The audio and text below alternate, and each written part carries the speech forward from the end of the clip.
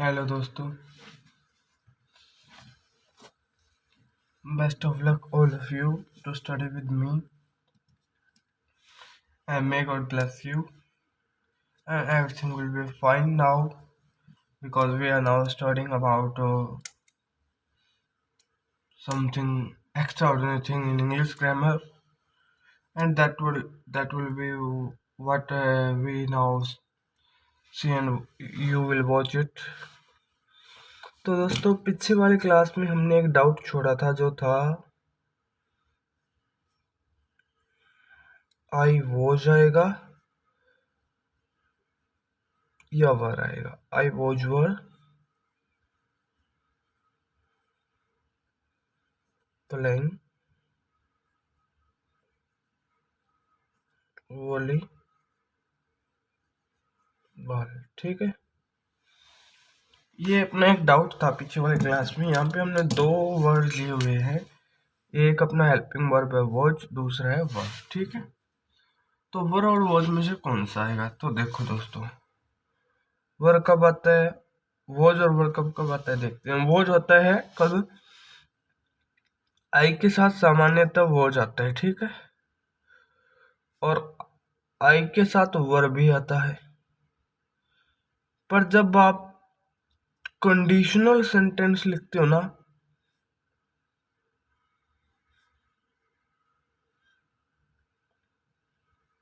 कहने का मतलब आपने जो लिखा है दैट इज नॉट ट्रू,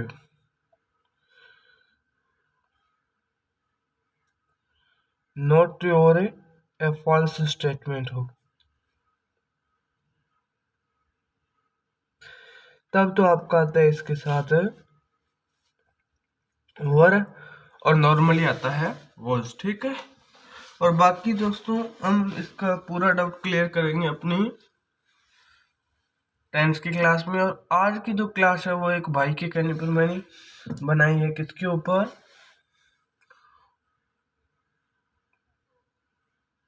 इस टॉपिक के ऊपर, वॉइस। ठीक है, टॉपिक जितना बड़ा कर सकते हैं उतना बड़ा हो सकता है, जितना स्किप कर सकते हैं उतना स्किप हो सकता है, पर हम इसको मीडियम साइज से देखेंगे। जैसे सबसे पहले जानते हैं कि वॉइस होता क्या है। ठीक है, what will be the voice. ठीक है, तो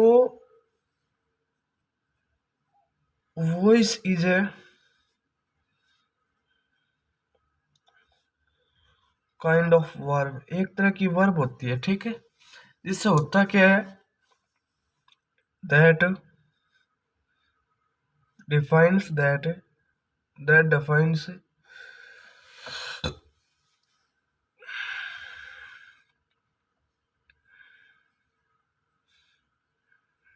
the subject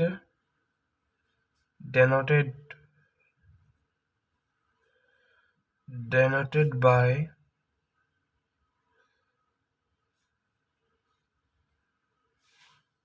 do something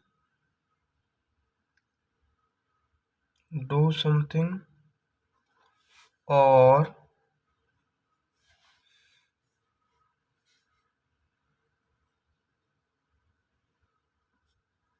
something is done to the subject। ठीक है, अब तक आपको दो कंडीशन बता दी होगी, यदि आपको समझ में आ रही हो तो। एक तो है डू समथिंग, कौन, सब्जेक्ट, और दूसरा है something is done to the subject. ठीक है, पहली कंडीशन क्या है, द सब्जेक्ट डू समथिंग। ठीक है, ये ऐसे बोलो, the subject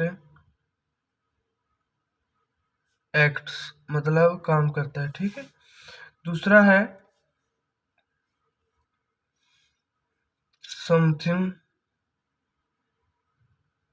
is done to the subject.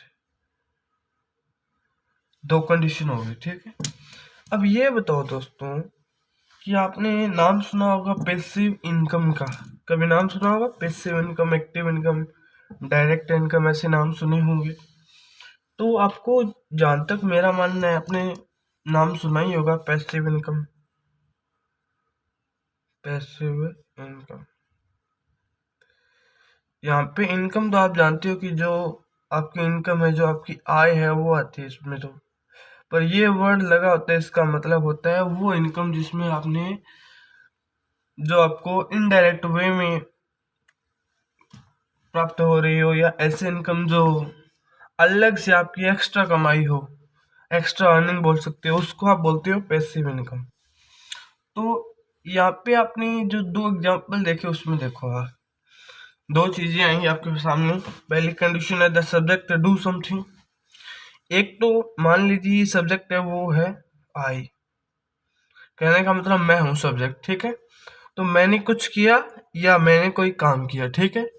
दूसरी कंडीशन है मेरे साथ कुछ हुआ, समझ में आ रहा है? Something is done to the subject, subject के साथ कुछ हुआ या फिर सब्जेक्ट के साथ कुछ किया गया, ठीक है।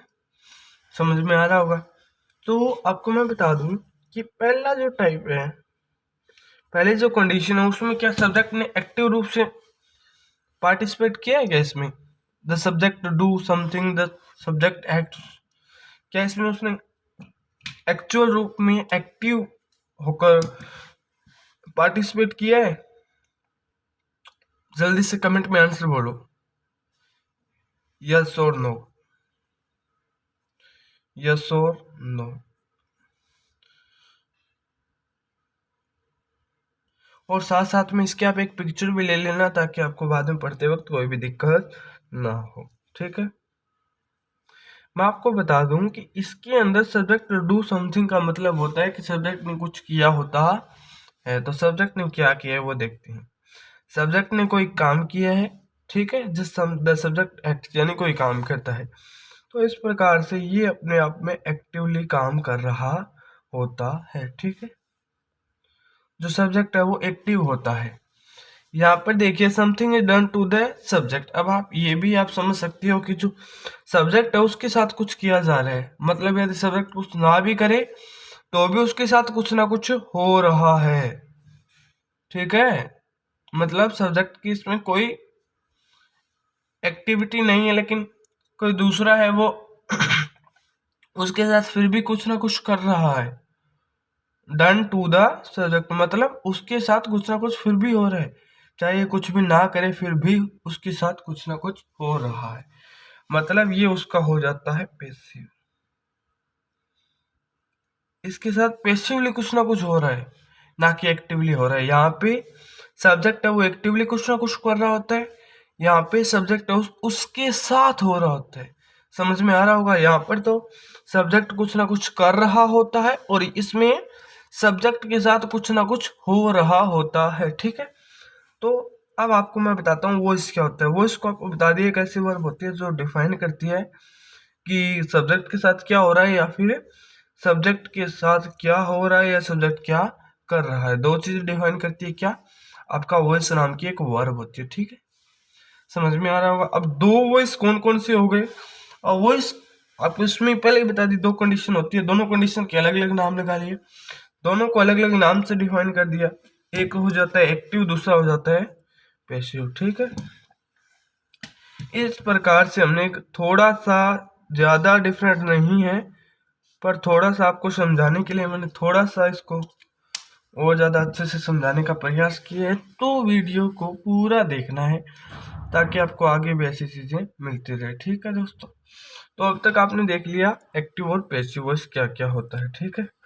ये भी वॉइस होता है एक तरह से, और ये भी वॉइस होता है, ठीक है। दो चीज़ें हो गई। अब मैं आपको बताता हूँ, ठीक है। एक्टिव वॉइस, पैसिव वॉइस हो गया। अब देखो, जैसे राम हेल्प्स मोहन, एकदम वेरी शॉर्ट एग्जाम्पल मैंने आपके सामने रखा है। राम हेल्प्स मोहन, ठीक है। यहाँ पे आपका ये तो सब्जेक्ट है, ये आपका ऑब्जेक्ट है और ये आपकी वर्ब है। ठीक है, अब वर्ब क्या कहती है, वर्ब क्या कहती है कि वर्ब है हेल्पिंग या हेल्प्स। हेल्प आपकी एक वर्ब है जो कहती है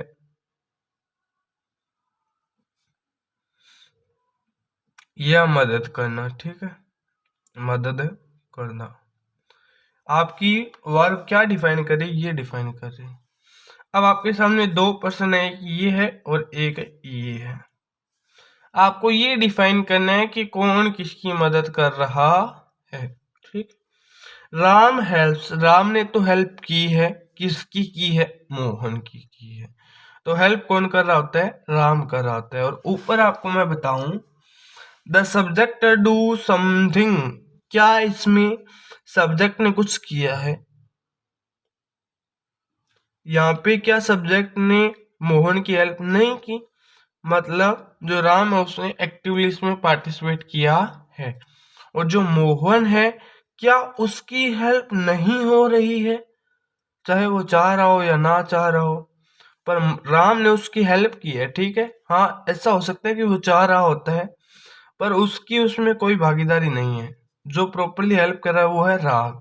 और मोहन, बिल्कुल मोहन अपने आप की कैसे हेल्प करेगा, और हेल्प कर रहा होता तो राम को जरूरत ही नहीं पड़ती। तो यहाँ पे मोहन है वो क्या हो जाता है, पैसिवली में आ जाता है या पैसिव हो जाता है। जो राम है वो क्या हो जाता है, एक्टिव हो जाता है। और सब्जेक्ट का वर्ब के साथ किस प्रकार से कनेक्शन है, वो चीज आपकी वॉइस को डिफाइन करती है। अब हेल्प आपकी वर्ब है, क्या मदद कर रहा है सब्जेक्ट किसी की, या मदद करवा रहा है किसी से। ठीक है, अब राम हेल्प्स मोहन, इन दो ही चीजों को देखेंगे, एक सब्जेक्ट एक वर्ब। सब्जेक्ट और वर्ब दो की फाइट करवानी आपको। ठीक है, दोनों का होगा फाइट। समझ में आ गया। इस फाइट से जो आंसर आएगा वो आपका वर्स्ट डिफाइन कर देगा। ठीक है, इसी से मैं दूसरा सेंटेंस बना के लिख रहा हूं जो है मोहन इज हेल्प्ड बाय। एक बात और बता देता हूँ दोस्तों कि कोई भी भूल है वो हो सकती है, तो वो कोई मेरे हिसाब से कोई बड़ी बात नहीं है, क्योंकि मैं भी एक बहुत ही कम उम्र का पढ़ाने वाला टीचर बनने चाह रहा हूँ, तो इसलिए मेरे से भी कोई भूल हो सकती है। ना मुझे कोई ज़्यादा एक्सपीरियंस है, एक मिनिमम एक्सपीरियंस के साथ मैं पढ़ा रहा हूँ।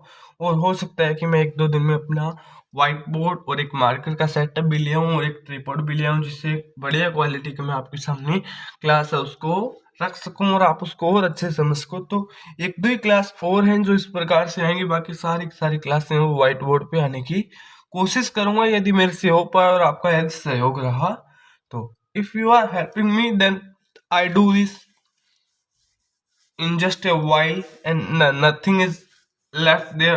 Thanks. तो मोहन ने is helped by राम, क्या कहता है, Mohan is helped by Ram. यहाँ पे देखो मोहन और हेल्प का कनेक्शन। मोहन यहाँ पे है सब्जेक्ट, ठीक है, हेल्प्ड है। हेल्प्ड में क्या होती है, हेल्प्ड एक होती है वर्ब। आपको आंसर ऊपर बताया, सहायता करना, मदद करना। अब देखो एक तरीका और बताता हूँ, ये थोड़ा सा आगे लेके चलता हूँ आपको एक्टिव पैसिव में। जैसे ई जाता है, ये प्लस में आती है वर्ब की थर्ड फॉर्म। ठीक है, इसका मतलब होता है कि जब भी आपकी कंटिन्यूस में वर्ब की थर्ड फॉर्म आती है तब हमेशा वो सेंटेंस किस में होता है, 95% तो ऐसा ही होता है। बाकी 1-2% में कोई एक्सेप्शन हो तो मैं पता नहीं अब तक। बाकी मेरे हिसाब से जहां तक मेरा मानना है, इसके साथ यदि वर्ब की थर्ड फॉर्म आ रही है तो वो ज्यादा से ज्यादा क्या होगा, पैसिव वॉइस में ही आएगा। ठीक है, तो यहाँ पे इसके साथ वर्ब की थर्ड फॉर्म आ रही है तो ये क्या हो जाता है, आपका पैसिव वॉइस हो जाता है। ठीक है, Mohan is help by Ram, Mohan is help by Ram. Mohan की हेल्प हो रही है किसके द्वारा, राम के द्वारा। तो मोहन की हेल्प हो रही है या मोहन खुद एक्टिविटी कर रहा है, यहाँ पे मोहन की हेल्प हो रही है, ना कि मोहन खुद हेल्प अपनी कर रहा है। तो यहाँ पे क्या हो जाता है, क्या हो जाता है, ये पैसिव वॉइस हो जाता है। क्या हो जाता है, पैसिव वॉइस। और मैं आपको वो तरीका भी बताऊंगा जिससे आप नॉर्मली किसी भी पैसिव वॉइस को डिफाइन कर सको, क्योंकि कुछ बच्चे ऐसे में जिनकी ये सारी चीजें माइंड से ओवर हो जाती है, तो उनको भी मैं समझाऊंगा। क्योंकि क्लास है वो थोड़ी ज़्यादा अच्छे से करवाने का मैं प्रयास करता हूँ, ताकि यदि कोई स्टैंडर्ड वाला बच्चा भी देखे तो उसको भी लगे कि किसी अच्छे से पाला पड़े है आज तो। जैसे देखो वर्ब की थर्ड फॉर्म आ जाती है आपकी, कोई कॉन्टिन्यूस एक्शन आ जाए। कॉन्टिन्यूस एक्शन के बारे में आपको पिछले वाली क्लास में बताया था। चाहे वर्ब की थर्ड फॉर्म आ जाए, कोई कॉन्टिन्यूस एक्शन के साथ वर्ब की थर्ड फॉर्म आ जाए, ठीक है, इन दोनों के एक साथ आ जाए। कहीं पर भी यदि बाय आ जाए लास्ट में, और बाय के बाद में कोई ये बोलूं कि कोई व्यक्ति हो या किसी व्यक्ति को डिफाइन करने वाला कोई नाउन हो, कोई प्रनाउन हो, इसके बाद में कोई नाउन प्रनाउन आ जाए, प्रनाउन आ जाए। यदि नाउन आए तो उसमें आए पर्सनल वाला ज्यादा, समझ में आ रहा है। और इसमें वो सभी आ जाएंगे, आई ही वगैरह, दे वगैरह सब आ जाएंगे, ठीक है। इस प्रकार से इसकी कुछ क्या होती है, इसकी कुछ इंडिकेशन होती है जिससे आप डायरेक्ट ये पकड़ पाती हो कि कौन सा सेंटेंस है वो पैसिव है, कौन सा एक्टिव है। जैसे देखो इसमें बाय नहीं है, इसमें बाय है, ठीक है। इसमें बाय दिया हुआ है, इसमें बाय नहीं दिया हुआ, ठीक है। इसमें इसके साथ वर्ब की थर्ड फॉर्म दी हुई है, तो ये आपका किस में है, ये पूरा का पूरा मैटर आपका पैसिव वॉइस में है। किस में है, ये कुछ इंडिकेशन मैंने आपको दी पैसिव वॉइस में। और जब आपको ऐसा लगे कि कोई बात है वो डायरेक्ट कही जा रही है सीधा ही, या फिर आपको मैंने बताया था कि something is done to, something is the subject do something, sorry the subject do something और द सब्जेक्ट एक्ट्स। जब कोई सब्जेक्ट है वो काम करे या फिर उसके द्वारा ही कोई काम हो रहा है, तब तो होता है, क्या होता है, एक्टिव वॉइस। और जब उसके साथ हो रहा होता है और वो कर नहीं रहा होता है, उसके साथ कोई दूसरा कर रहा होता है, तब होता है पैसिव वॉइस। ठीक है दोस्तों, आज तो मैंने आपको बताया है केवल वॉइस की डेफिनेशन। एक बार आप दोबारा से इसकी पिक्चर ले लो ताकि मैं ऊपर वाला आपको दोबारा दिखा सकूं। 9 मिनट के अंदर आप इसकी एक पिक्चर क्लिक कर लो। पिक्चर क्लिक हो गई हो तो ऊपर वाला भी दिखा देता हूँ। आप इसकी भी एक पिक्चर ले लो ताकि आपको पढ़ने में कोई दिक्कत ना हो। आराम से दिख रहा होगा, ये लो, ठीक है। मेरे हिसाब से मैंने इसको एडजस्ट कर दिया है, ठीक है दोस्तों। और यदि आपको किसी और सब्जेक्ट की भी वीडियो चाहिए तो भी आप मेरे को बोल सकती हो, चाहे वो कंप्यूटर हो, चाहे वो हिंदी हो, चाहे इंग्लिश हो, और चाहे एसएसटी हो। खास करके एसएसटी और इंग्लिश, मतलब सोशल साइंस जैसे हिस्ट्री, पॉलिटिकल साइंस और जियोग्राफी, या खास करके बोलूं पॉलिटिकल साइंस, इंग्लिश, थोड़ा सा मैथ, 8th लेवल का 10th लेवल का मैथ भी बता देते हैं, या कोई नॉर्मल और कोई क्वेश्चन हो जिसमें आपको लगे कि आपको पूछना चाहिए, तो आप बेफिक्र होकर पूछ लीजिएगा, क्योंकि हम भी उसका आंसर देने का प्रयास करेंगे। और एक बार दोबारा आज भी मैं आपको बता देता हूँ कि दोस्तों प्लीज करके इस वीडियो को लाइक, शेयर और कमेंट कर देना, ताकि मेरे को थोड़ा करेज मिले और मैं आपकी क्लासों को आगे एक्टिवली चला सकूं, और आपके सहयोग से मेरा भी कार्य का निर्वहन हो जाए और सारा काम अच्छे से चलता रहे। थैंक यू दोस्तों, आज की क्लास को यहीं पे मैं एंड करता हूँ। और लाइक, कमेंट, सब्सक्राइब करना मत भूलिएगा, सब्सक्राइब करना मत भूलिएगा। कम से कम 20 व्यूज तो इस वीडियो पे आने ही चाहिए। यदि 20 व्यूज भी आ गए तो भी मैं समझ लूंगा कि मेरी ऑडियंस है वो कुछ ना कुछ तो पढ़ने के लिए तैयार बैठी है। थैंक यू दोस्तों, और ज़्यादा से ज़्यादा इसको शेयर कीजिएगा। थैंक्स।